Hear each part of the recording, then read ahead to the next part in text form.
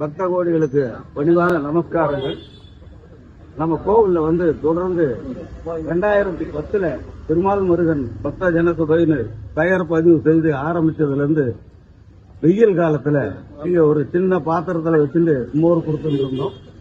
அப்புறமா தண்ணி கொடுப்போம், எல்லாருக்கும் தண்ணீர் பந்தல் அமைச்சு தண்ணியும் மோரும் கொடுத்துட்டு இருக்கோம்.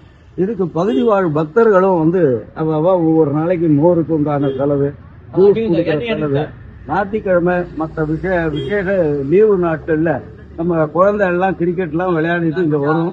தாகத்துல எல்லாருக்கும் தாகம் தீக்கிறதுக்கு இந்த தண்ணீர் பந்தல திருமால் முருகன் பக்த ஜனசபை சார்பா தலைவர் திரு மாதப்ப செட்டியாரனுடைய அறிவுறுத்தலின்படி இந்த கோவில் செயலாளராக இருக்க நான் அதை பராமரிச்சுட்டு இருக்கேன்.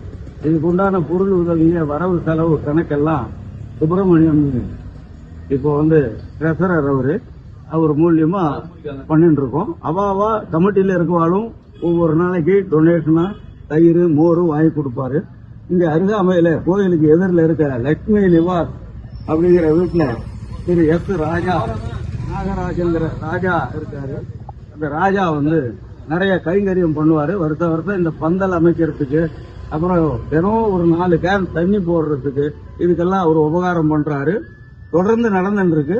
எல்லாருடைய ஆதரவுக்கும் மனமார்ந்த நன்றியை தெரிவிச்சுக்கிறேன். நன்றி.